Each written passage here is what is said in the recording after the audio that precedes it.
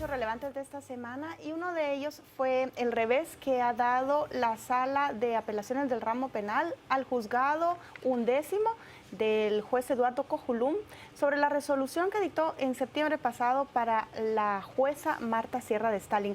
Él había ordenado que ella fuera a prisión preventiva al cuartel de Matamoros por los delitos de cohecho y prevaricato, cohecho pasivo y prevaricato, donde se le acusaba de haber ayudado al menos a 6 integrantes de la red La Línea con su resolución para darles medidas sustitutivas.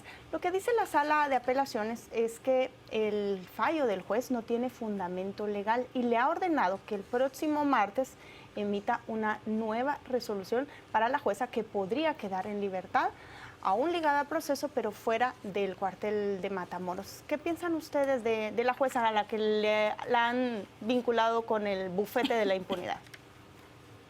Yo creo que, a ver, en algunos de esos casos estamos viendo revisiones de procedimientos más que temas de fondo en algunos casos. Incluso un tema que vamos a hablar más adelante, como es el caso del ex vicepresidenciable Barquín. Se están cuidando mucho también en estos casos los juzgadores de cumplir con procedimientos específicos, de no dar pauta que después puedan regresar y generar una anulación de los procesos o cosas por el estilo.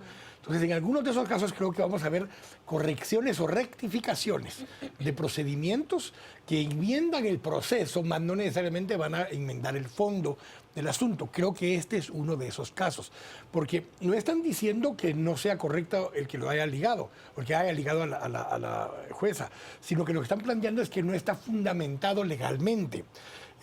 Y eso puede ser un lapsus o puede ser a propósito.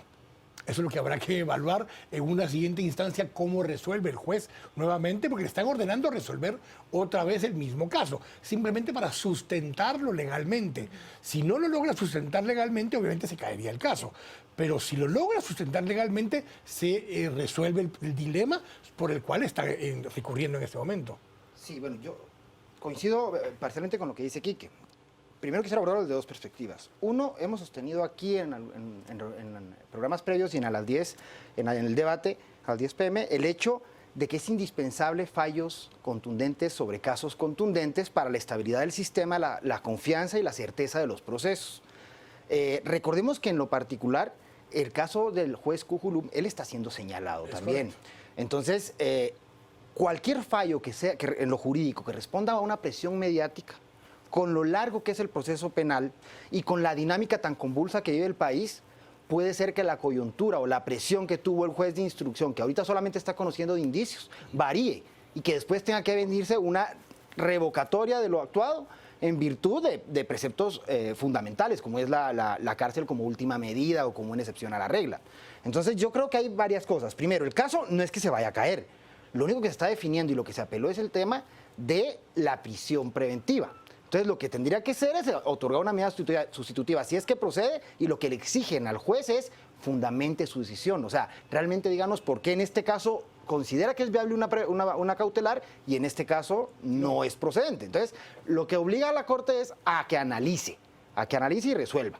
Ahora, el problema de fondo realmente no es ese. El problema de fondo es una resolución judicial tiene que estar apegada a derecho y no a la demanda social popular y a otro tipo de presiones.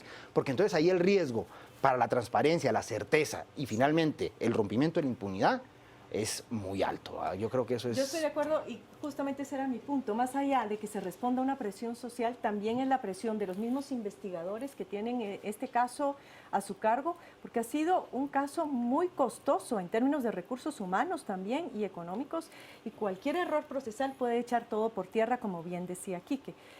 Pero también hay que recordar otra cuestión. A veces, precisamente por esa misma presión social, las autoridades, sea del sistema penitenciario o en este caso del cuartel de Matamoros, cometen algunas imprudencias, por llamarlo de alguna manera. No es defender a la señora, pero valdría la pena que las autoridades investigaran. La señora está enferma, después del caso de La Línea le dio, creo que un infarto o algo así. No tiene movilidad ni sensibilidad en las manos. Esta semana al parecer tuvo una caída dentro de Matamoros, no quisieron llevarla al hospital, aparte de que tiene quemaduras porque parece ser que se tiró plato de comida en esta parte frontal. Carmen, porque esta semana, si no recuerdo mal, ayer jueves, Sí. un reo, un privado de libertad, murió camino al hospital, porque cuando le empezaron a hacer la revisión, consideraron que no tenía nada grave. Sí. Aparentemente resulta que tenía dengue hemorrágico y en lo que logra llegar al hospital para que le atiendan, muere, le da un paro cardíaco. Y es por eso, por esas presiones, porque ya nadie quiere hacer nada, piensan, lo ven como una Todo es una treta, excusa. como una trampa, pero yo creo que sí hay que atender este tipo de Ojo que yo señales. tengo entendido que hay un convenio firmado entre el Ministerio de Salud y Gobernación para este tipo de cosas, que fue tan sonado. No, pero, No hay capacidad. pero El tema no tiene ojo, capacidad.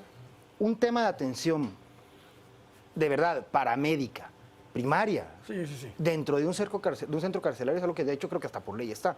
Es decir, el abordaje para la gradación de la urgencia como tal sí debería ser Debería haber abordado. incluso una de estas máquinas resucitadoras, por lo menos un Pero por lo menos ultrasonido. alguien que tenga los conocimientos suficientes para determinar que realmente hay riesgo en la vida del privado. supuesto. Claro. Como pasó con Valdetti, que no se quiso correr el INASIF ningún riesgo por la bacteria. Pero miren, hay un factor, es casi inédito estos casos donde jueces están juzgando a jueces en casos de esta magnitud, que aparte están relacionados con magistrados como la jueza Blanca Stalin. No, yo creo que no están exentos de fallos, como los que posiblemente ocurrieron en esto, pero no se trata de una cacería de llevar a todos a la cárcel. Lo que se trata es, si la jueza está en su casa o está afuera, lo que importa es que si queda ligada al proceso, que haya la suficiente calidad de pruebas para que la vinculen o la desvinculen de la estructura y se haga justicia. Quizás en toda esta ola de casos que vimos de funcionarios yendo a prisión preventiva, vamos a ver en el proceso que se van enmendando fallas o medidas apresuradas. Lo importante es lo que pase después, los procesos que se lleven a cabo para, para vincularlos o desvincularlos. Una cosita rápida. Medular, creo yo, es el fortalecimiento del sector justicia en el tema de recursos, porque esto que es plata, los procesos es plata, y además recordemos que nos tiene una factura, yo sé que es otro tema, pero grandísima, con toda la cola de antejuicios que están Y pendientes no para sé si habrá diputados. necesidad de generar otro juzgado de mayor riesgo porque no va a alcanzar con los Sí, veteranos. eso se hablaba. Tenemos otro tema. ¿Quién tiene otro tema hoy? Adrián. Sí. Don Adrián. Bueno, pasando a una nota de impacto internacional, pues sabemos que fruto de una investigación desarrollada por Millicom, creo que se llama uno de los gigantes de telefonía a nivel mundial, se detecta por medio de una comisión especial, con incluso la asistencia de una firma jurídica también de corte internacional, de trascendencia internacional, que existen supuestos pagos indebidos, es como lo nominan, a nombre de su aliado comercial en el país de Guatemala. El aliado comercial es Tigo, propiedad del señor Mario López. La sociedad. Exacto, él es el socio mayoritario. Y esto, pues evidentemente, riña a decir de Millicom con las políticas de ética y buenas prácticas comerciales del ente y pone esto en conocimiento de las autoridades de Suiza y de Suecia y de Estados Unidos. Esto cobra un poco de relevancia cuando nos acordamos de el rumor o de la viabilidad de la subasta de la famosa frecuencia 4G y además recordando que en la última fase del gobierno de Otto Pérez Molina se decide el relevo de 2 funcionarios en la cartera o el nombramiento, porque habían salido por voluntad propia, pero se da el relevo de 2 funcionarios en la cartera de Economía y en el espacio de la comisión, del comisionado por la competitividad, y se coloca ante una inminente renuncia del expresidente a 2 personas muy cercanas a el señor López Yatigo. Entonces, aquí viene la pregunta del millón. Primero, el impacto que tiene esto en el país, y lo segundo es tratar de analizar qué pasa. Entonces, ¿cómo se da o cuál es la justificación para colocar a gente tan cercana a esta compañía en puestos clave en la administración pública en materia económica, ¿no? Entonces, no sé qué pensaréis. Yo quisiera como referirme al origen de una acción de Millicom que le costó plata y la caída de sus acciones en la bolsa inmediatamente. Quiere decir que para que ellos denunciaran riesgo de pagos indebidos por parte de su filial en Guatemala, era mayor el costo, el riesgo, mejor dicho, que asumían con eso que no denunciándolo y que pareciera que estaban encubriéndolo, a pesar de que eso tenía un impacto directo en sus acciones en las bolsas internacionales. Y que no dicen ni a quién ni por qué Pero concepto. no, fíjate, no dicen pagos indebidos cuándo, a quiénes y por qué. Y eso te deja lugar a muchas muchas variables. Posiblemente, lo de la frecuencia de la banda no se concretó. Y eso era una licitación internacional donde yo creo que pecamos hace unos meses de apresurar el análisis porque hasta ahí no llegaba la influencia de Tigo, al menos ahora. Pero en pagos indebidos puede ser un montón. Y creo que si no se determina, al menos Millicom lo que hizo fue curarse en salud, de decir, bueno, nosotros estamos denunciando. Se desmarcó. La cosa es si se va a determinar o no. O si solo es una medida precautoria Carmen, que toma la algo que empresa. agregar. Bueno, algo que agregar rapidísimo me ha llamado mucho la atención que el señor Mario López fue incluido recientemente en la lista de los millonarios de Centroamérica.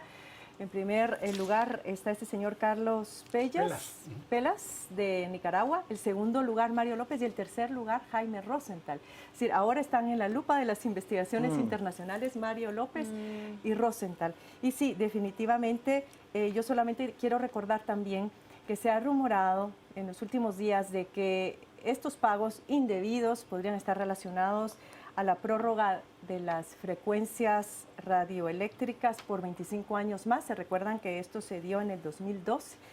Y los partidos políticos que aprobaron esa medida fueron Partido Patriota, Líder y Todos, para que no se nos olvide, porque me parece que hay que tener memoria en este caso. Y en la segunda ley Tigo, que le quita a las municipalidades la posibilidad de poder aprobar o improbar en dónde se instalan las torres de telefonía, pues fue aprobada por el Partido Patriota, Líder, Todos, creo, UCN, el PRI y Encuentro por Guatemala. Y luego decir que tenía dedicatoria porque la autorización, la única empresa que podría beneficiarse de esta legislación tenía como requisito tener más de 100,000 líneas telefónicas, además de 6,000 kilómetros de fibra óptica, y esas características solamente las tenía Tigo. De ahí la duda de quién fue el que empezó esta denuncia. Puede ser una denuncia anónima. Se puede pensar yo solo les agrego una cosa con esto, hay que tomar en cuenta dos cosas adicionales.